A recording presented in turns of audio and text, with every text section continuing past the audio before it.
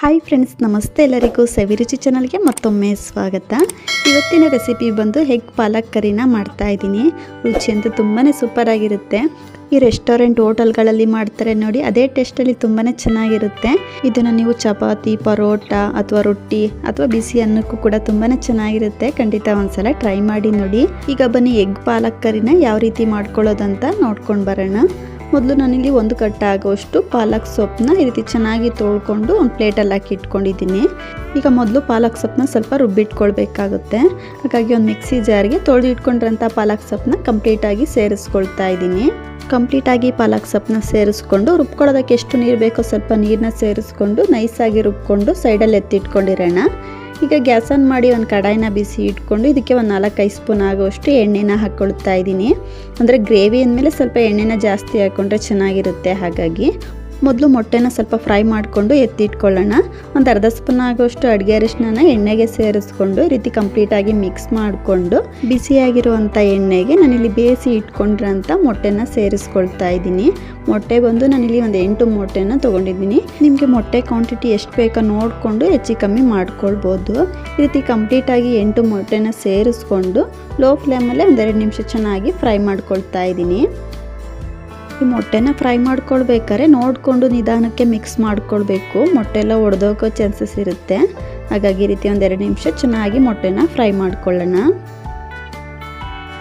ನೋಡ್ತಾ ಇರ್ಬೋದು, ಒಂದು 2 ನಿಮಿಷ ಮೊಟ್ಟೆನ ಕಂಪ್ಲೀಟಾಗಿ ಫ್ರೈ ಮಾಡ್ಕೊಂಡಿರೋದಾಗಿದೆ. ಮೊಟ್ಟೆ ಕಲರ್ ಕೂಡ ಚೇಂಜ್ ಆಗಿದೆ. ಮೊಟ್ಟೆ ಕೂಡ ಚೆನ್ನಾಗಿ ಎಣ್ಣೆಯಲ್ಲಿ ಫ್ರೈ ಆಗಿದೆ. ಇದಿಷ್ಟ ಆದರೆ ಸಾಕು. ಈ ಮೊಟ್ಟೆನ ಒಂದು ಪ್ಲೇಟ್ಗೆ ತೆಗೆದಿಟ್ಕೊಳ್ತಾ ಇದ್ದೀನಿ. ನೋಡ್ತಾ ಇರ್ಬೋದು, ನಾನು ತಗೊಂಡಿರೋಂಥ 8 ಮೊಟ್ಟೆನ ಕಂಪ್ಲೀಟಾಗಿ ಫ್ರೈ ಮಾಡಿಕೊಂಡು ಒಂದು ಪ್ಲೇಟ್ಗೆ ತೆಗೆದಿಟ್ಕೊಂಡಿರೋದಾಗಿದೆ. ಇದನ್ನ ಸೈಡಲ್ಲಿ ಎತ್ತಿಟ್ಕೊಂಡಿರೋಣ. ಈಗ ಅದೇ ಕಡಾಯಿಗೆ ಅದೇ ಎಣ್ಣೆಗೆ ನಾನು ಒಂದು 5-6 ಒಣಮೆಣ್ಸಿಕಾಯಿನ ಹಾಕ್ಕೊಳ್ತಾ ಇದ್ದೀನಿ. ಹಾಗೆ 1 ಇಂಚ್ ಆಗೋಷ್ಟು ಚಕ್ಕೆ, 1-2 ಲವಂಗ, 1-2 ಮೆಣಸು, 1 ಸ್ಪೂನ್ ಆಗೋಷ್ಟು ಜೀರಿಗೆ, ಸ್ವಲ್ಪ ಕಸ್ತೂರಿ ಮೆಂತ್ಯನ ಹಾಕ್ಕೊಳ್ತಾ ಇದ್ದೀನಿ. ಈ ಮಸಾಲೆಗಳನ್ನ ಫ್ರೈ ಮಾಡ್ಕೊಳ್ಬೇಕಾದ್ರೆ ಊರಿನ ಪೂರ್ತಿ ಲೋ ಫ್ಲೇಮಲ್ಲೇ ಇಟ್ಕೊಳ್ಬೇಕಾಗುತ್ತೆ. ಸೇರಿಸ್ಕೊಂಡು ಈ ರೀತಿ ಮಿಕ್ಸ್ ಮಾಡ್ಕೊಳ್ತಾ ಮಸಾಲೆನ ಸ್ವಲ್ಪ ಫ್ರೈ ಮಾಡ್ಕೊಳ್ಳೋಣ. ಈ ರೀತಿ ಮಸಾಲೆಗಳನ್ನ ಲೋ ಫ್ಲೇಮಲ್ಲೇ ಸ್ವಲ್ಪ ಫ್ರೈ ಮಾಡ್ಕೊಂಡಿದ್ದಾದಮೇಲೆ ಈಗ ಇದಕ್ಕೆ ಈರುಳ್ಳಿನ ಸೇರಿಸ್ಕೊಳ್ತಾ ಇದ್ದೀನಿ. ಈರುಳ್ಳಿ ಬಂದು ನಾನಿಲ್ಲಿ ಒಂದು 2 ಮೀಡಿಯಮ್ ಸೈಜ್ ಈರುಳ್ಳಿನ ಎಷ್ಟು ಸಾಧ್ಯನಷ್ಟು ಸಣ್ಣದಾಗಿ ಕಟ್ ಮಾಡಿ ಸೇರಿಸ್ಕೊಳ್ತಾ ಇದ್ದೀನಿ. ನಿಮಗೆ ಈ ರೀತಿ ಕಟ್ ಮಾಡ್ಕೊಳ್ಳೋದಕ್ಕೆ ಟೈಮ್ ಇಲ್ಲ ಅಂದರೆ ಈರುಳ್ಳಿನ ಸ್ವಲ್ಪ ತರ್ತರಿಯಾಗಿ ಮಿಕ್ಸಿ ಜಾರಲ್ಲಿ ಪೇಸ್ಟ್ ಮಾಡಿ ಕೂಡ ಹಾಕ್ಕೊಳ್ಬೋದು. ನಾನು ಈ ರೀತಿ ಸಣ್ಣದಾಗಿ ಕಟ್ ಮಾಡಿ ಸೇರಿಸ್ಕೊಂಡು ಈರುಳ್ಳಿನ ಎಣ್ಣೆಲ್ಲ ಚೆನ್ನಾಗಿ ಫ್ರೈ ಮಾಡ್ಕೊಳ್ಳೋಣ. ಈ ರೀತಿ ಈರುಳ್ಳಿ ಸ್ವಲ್ಪ ಕಲರ್ ಚೇಂಜ್ ಆಗೋವರೆಗೂ ಎಣ್ಣೆಯಲ್ಲಿ ಫ್ರೈ ಮಾಡ್ಕೊಂಡಿದ್ದಾದಮೇಲೆ ಇದಕ್ಕೆ 1.5 ಸ್ಪೂನ್ ಆಗೋಷ್ಟು ಶುಂಠಿ ಬೆಳ್ಳುಳ್ಳಿ ಪೇಸ್ಟ್ನ ಹಾಕ್ಕೊಳ್ತಾ ಇದ್ದೀನಿ. ನೀವು ಇದ್ರ ಬದಲು ಶುಂಠಿ ಬೆಳ್ಳುಳ್ಳಿನ ಸಣ್ಣದಾಗಿ ಕಟ್ ಮಾಡಿ ಸಹ ಎಣ್ಣೆಗೆ ಸೇರಿಸ್ಕೊಳ್ಬೋದು. ಈ ರೀತಿ ಕಂಪ್ಲೀಟಾಗಿ ಶುಂಠಿ ಬೆಳ್ಳುಳ್ಳಿ ಪೇಸ್ಟ್ನ ಸೇರಿಸ್ಕೊಂಡು ಶುಂಠಿ ಬೆಳ್ಳುಳ್ಳಿ ಪೇಸ್ಟ್ನಲ್ಲಿರೋ ಹಸಿ ವಾಸನೆ ಹೋಗೋವರೆಗೂ ಲೋ ಫ್ಲೇಮಲ್ಲೇ ಈ ರೀತಿ ಚೆನ್ನಾಗಿ ಫ್ರೈ ಮಾಡ್ಕೊಳ್ಳೋಣ. ಈ ರೀತಿ ಕಂಪ್ಲೀಟಾಗಿ ಫ್ರೈ ಮಾಡ್ಕೊಂಡಿದ್ದಾದಮೇಲೆ ಇದಕ್ಕೆ ಒಂದು 3 ಮೀಡಿಯಮ್ ಸೈಜ್ ಟೊಮೊಟೊನ ಈ ರೀತಿ ಸ್ವಲ್ಪ ಪೇಸ್ಟ್ ಮಾಡಿ ಹಾಕ್ಕೊಳ್ತಾ ಇದ್ದೀನಿ. ಈ ರೀತಿ ನಾವು ಟೊಮೊಟೊನ ಪೇಸ್ಟ್ ಮಾಡಿ ಹಾಕ್ಕೊಳ್ಳೋದ್ರಿಂದ ಗ್ರೇವಿ ತುಂಬಾ ಚೆನ್ನಾಗಿ ಬರುತ್ತೆ ಅಂತ. ನಾವು ಟೊಮೊಟೊನ ಹಸಿದೇ ಹಾಕ್ಕೊಂಡು ರುಬ್ಕೊಂಡಿರೋದ್ರಿಂದ ಟೊಮೊಟೊದಲ್ಲಿರುವ ಹಸಿ ವಾಸನೆ ಹೋಗೋವರೆಗೂ ಈ ರೀತಿ ಎಣ್ಣೆಲೆ ಚೆನ್ನಾಗಿ ಫ್ರೈ ಮಾಡ್ಕೊಳ್ಬೇಕಾಗುತ್ತೆ. ನೋಡ್ತಾ ಇರ್ಬೋದು, 1-2-3 ನಿಮಿಷ ಟೊಮೊಟೊ ಪೇಸ್ಟ್ನ ಚೆನ್ನಾಗಿ ಎಣ್ಣೆಲ್ಲೇ ಫ್ರೈ ಮಾಡ್ಕೊಂಡಿರೋದಾಗಿದೆ. ಈ ರೀತಿ ನಾವು ಹಾಕ್ಕೊಂಡಿರೋಂಥ ಎಣ್ಣೆ ಕೂಡ ಕಂಪ್ಲೀಟಾಗಿ ಬಿಡ್ತಾ ಬರ್ತಾ ಇದೆ. ಈ ರೀತಿ ನಾವು ಟೊಮೊಟೊ ಪೇಸ್ಟ್ನ ಎಣ್ಣೆಯಲ್ಲಿ ಚೆನ್ನಾಗಿ ಫ್ರೈ ಮಾಡ್ಕೊಳ್ಬೇಕಾಗುತ್ತೆ. ಈಗ ಇದಕ್ಕೆ ಡ್ರೈ ಮಸಾಲೆಗಳನ್ನ ಸೇರಿಸ್ಕೊಳ್ತಾ ಇದ್ದೀನಿ. 1 ಸ್ಪೂನ್ ಆಗೋಷ್ಟು ಖಾರದ ಪುಡಿನ ಹಾಕ್ಕೊಳ್ತಾ ಇದ್ದೀನಿ. 1 ಸ್ಪೂನ್ ಆಗೋಷ್ಟು ಧನಿಯಾ ಪೌಡ್ರು, ಒಂದು ಅರ್ಧ ಸ್ಪೂನ್ ಆಗೋಷ್ಟು ಗರಂ ಮಸಾಲ, ಹಾಗೆ 1/4 ಟೇಬಲ್ ಸ್ಪೂನ್ ಆಗೋಷ್ಟು ಅಡುಗೆ ಅರಿಶಿನ ಸೇರಿಸ್ಕೊಳ್ತಾ ಇದ್ದೀನಿ. ಈ ಮಸಾಲೆ ಫ್ರೈ ಮಾಡ್ಕೊಳ್ಳೋದಕ್ಕೆ ಸ್ವಲ್ಪ ನೀರನ್ನ ಹಾಕ್ಕೊಳ್ತಾ ಇದ್ದೀನಿ.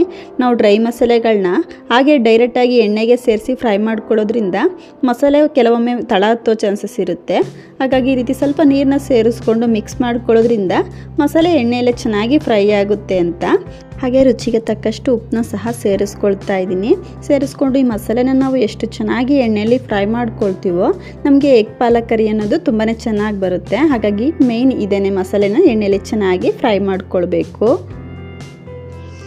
ನೋಡ್ತಾ ಇರ್ಬೋದು, ಮಸಾಲೆನ ಈ ರೀತಿ 1-2-3 ನಿಮಿಷ ಎಣ್ಣೆಲೆ ಚೆನ್ನಾಗಿ ಫ್ರೈ ಮಾಡ್ಕೊಂಡಿರೋದಾಗಿದೆ.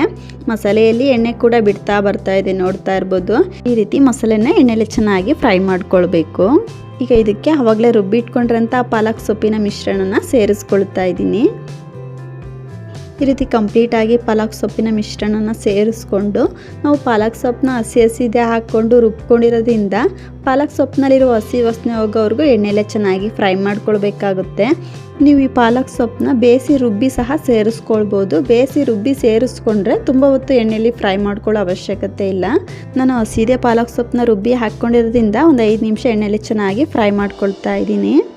ನೋಡ್ತಾ ಇರ್ಬೋದು, ಒಂದು 5 ನಿಮಿಷ ಪಾಲಕ್ ಸೊಪ್ಪನ್ನ ಎಣ್ಣೆಯಲ್ಲಿ ಚೆನ್ನಾಗಿ ಫ್ರೈ ಮಾಡ್ಕೊಂಡಿರೋದಾಗಿದೆ. ನೋಡ್ತಾ ಇರ್ಬೋದು, ಕಲರ್ ಕೂಡ ಚೇಂಜ್ ಆಗಿದೆ, ಎಣ್ಣೆ ಕೂಡ ಸೈಡಲ್ಲಿ ಬಿಡ್ತಾ ಬರ್ತಾ ಇದೆ. ಈ ರೀತಿ ಆದರೆ ಗ್ರೇವಿ ಎಣ್ಣೆಯಲ್ಲಿ ಚೆನ್ನಾಗಿ ಫ್ರೈ ಆಗಿದೆ ಅಂತ. ಈಗ ಇದಕ್ಕೆ ಆವಾಗಲೇ ಎಣ್ಣೆಯಲ್ಲಿ ಫ್ರೈ ಮಾಡಿ ಇಟ್ಕೊಂಡಂಥ ಮೊಟ್ಟೆನ ಕಂಪ್ಲೀಟಾಗಿ ಸೇರಿಸ್ಕೊಂಡು ಇದನ್ನ ಒಂದ್ಸಲ ಚೆನ್ನಾಗಿ ಮಿಕ್ಸ್ ಮಾಡ್ಕೊಳ್ಳೋಣ. ಈ ರೀತಿ ಕಂಪ್ಲೀಟಾಗಿ ಮಿಕ್ಸ್ ಮಾಡಿಕೊಂಡು ಮೊಟ್ಟೆಗೆ ಮಸಾಲೆ ಸ್ವಲ್ಪ ಚೆನ್ನಾಗಿ ಹಿಡಿಬೇಕು. ಹಾಗಾಗಿ 1-2 ನಿಮಿಷ ಲೋ ಫ್ಲೇಮಲ್ಲಿ ಚೆನ್ನಾಗಿ ಬೇಯಿಸ್ಕೊಳ್ಳೋಣ. ನೋಡ್ತಾ ಇರ್ಬೋದು, ಲೋ ಫ್ಲೇಮಲ್ಲಿ 1-2 ನಿಮಿಷ ಚೆನ್ನಾಗಿ ಮೊಟ್ಟೆನ ಬೇಯಿಸ್ಕೊಂಡಿದ್ದೀನಿ. ಮಸಾಲೆ ಕೂಡ ಮೊಟ್ಟೆಗೆ ಚೆನ್ನಾಗಿ ಹಿಡಿದಿದೆ, ಗ್ರೇವಿ ಕೂಡ ಸೂಪರಾಗಿ ರೆಡಿಯಾಗಿದೆ. ಖಂಡಿತ ರೆಸ್ಟೋರೆಂಟ್ ಹೋಟೆಲ್ಗಳಲ್ಲಿ ಮಾಡ್ತಾರೆ ನೋಡಿ, ಅದೇ ಟೇಸ್ಟಲ್ಲಿ ತುಂಬಾ ಚೆನ್ನಾಗಿರುತ್ತೆ. ಇದನ್ನು ನೀವು ಚಪಾತಿಗಾಗಿರ್ಬೋದು, ರೊಟ್ಟಿ, ಪರೋಟ ಅಥವಾ ಬಿಸಿ ಬಿಸಿ ಅನ್ನಕ್ಕೂ ಕೂಡ ತುಂಬಾ ಚೆನ್ನಾಗಿರುತ್ತೆ. ಖಂಡಿತ ನೀವು ಕೂಡ ಮನೆಯಲ್ಲಿ ಒಂದ್ಸಲ ಟ್ರೈ ಮಾಡಿ ನೋಡಿ, ನಿಮ್ಗೆ ಹೇಗೆ ಬಂತು ಅಂತ ಮಿಸ್ ಮಾಡದೆ ಕಮೆಂಟ್ ಮಾಡಿ ತಿಳಿಸಿ. ಇವತ್ತಿನ ಎಗ್ ಪಾಲಕ್ ಕರಿ ರೆಸಿಪಿ ನಿಮ್ಮೆಲ್ಲರಿಗೂ ಇಷ್ಟ ಆಯಿತು ಅಂದ್ಕೊಳ್ತೀನಿ ಫ್ರೆಂಡ್ಸ್. ಇಷ್ಟ ಆದರೆ ಈ ವಿಡಿಯೋಗನ್ನು ಲೈಕ್ ಮಾಡಿ, ಶೇರ್ ಮಾಡಿ, ಹಾಗೂ ಇನ್ನಷ್ಟು ಈಸಿ ರೆಸಿಪಿಗಾಗಿ ಸವಿರುಚಿ ಚಾನಲ್ನ ಸಬ್ಸ್ಕ್ರೈಬ್ ಮಾಡ್ಕೊಂಡು ಕೂಡ ನೋಡಿ. ಪಕ್ಕದಲ್ಲೇ ಇರುವಂಥ ಬೆಲ್ ಬಟನ್ ಕೂಡ ಕ್ಲಿಕ್ ಮಾಡಿ. ಇನ್ನೊಂದು ಒಳ್ಳೆ ರೆಸಿಪಿಯೊಂದಿಗೆ ಸಿಗೋಣ. Thank you.